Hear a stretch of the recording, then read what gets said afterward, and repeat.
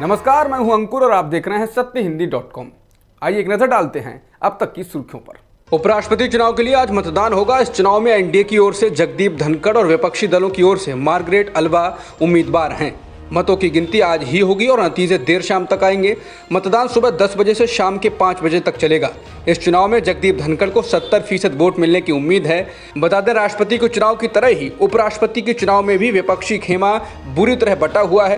विपक्ष के बड़े राजनीतिक दल तृणमूल कांग्रेस ने मतदान से गैर हाजिर रहने का फैसला किया, तो ओडिशा में सरकार चला रहे बीजू जनता दल के साथ ही आंध्र प्रदेश में सरकार चला रही YSR Congress, Bahujan Samaj party, Telugu Desam party, Akali Dal और शिवसेना के एकनाथ शिंदे गुट ने जगदीप धनखड़ को अपना समर्थन दिया है। जबकि विपक्षी उम्मीदवार अल्वा को कांग्रेस, एनसीपी, आरजेडी, सपा के साथ ही आम आदमी पार्टी, टीआरएस, एआईएमएम, वाम दलों, शिवसेना के उद्धव गुट, झारखंड मुक्ति मोर्चा सहित कई अन्य दलों ने अपना समर्थन दिया है।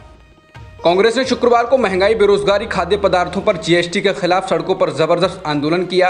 राहुल गांधी से लेकर प्रियंका गांधी और बाकी कांग्रेस सांसदों की पुलिस से झड़प हुई और उनको बाद में हिरासत में लिया गया। लेकिन केंद्रीय गृह मंत्री अमित शाह ने कांग्रेस के महंगाई विरोधी प्रदर्शन को भी राम मंदिर से जोड़ दिया है। उन्होंने कहा कि कांग्रेस का प्रदर्शन राम मंदिर विरोध का संदेश देने के लिए और तुष्टीकरण की राजनीति के लिए था। एएनआई से एक सवाल के जवाब में अमित शाह ने कहा कि कांग्रेस ने आज का दिन विरोध के लिए और विशेषकर काले कपड़ों में विरोध के लिए चुना कि वो एक शटल मैसेज देना चाहते हैं कि हम राम जन्मभूमि के शिलान्यास का विरोध करते हैं और अपनी तुष्टीकरण की नीति को आगे बढ़ाना चाहते हैं, क्योंकि आज ही के दिन प्रधानमंत्री मोदी ने राम जन्मभूमि का शिलान्यास किया था।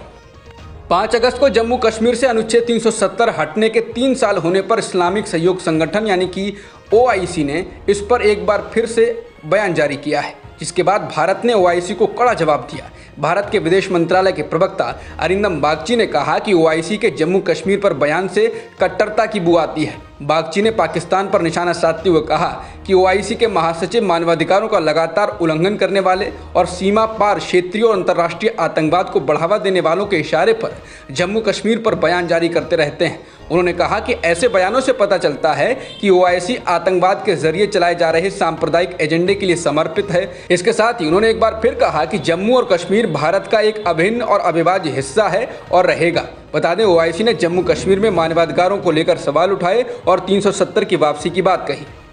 भारत के लगातार खाली होते विदेशी मुद्रा भंडार यानी कि फॉरेन एक्सचेंज रिजर्व को लेकर बीजेपी के वरिष्ठ नेता सुब्रमण्यम स्वामी ने मोदी सरकार को घेरा है। स्वामी ने विदेशी मुद्रा भंडार में गिरावट वाले आरबीआई आंकड़े ट्विटर पर साझा करते हुए लिखा कि हमें आपदा में ले जाने से पहले सच्चाई का सामना करें।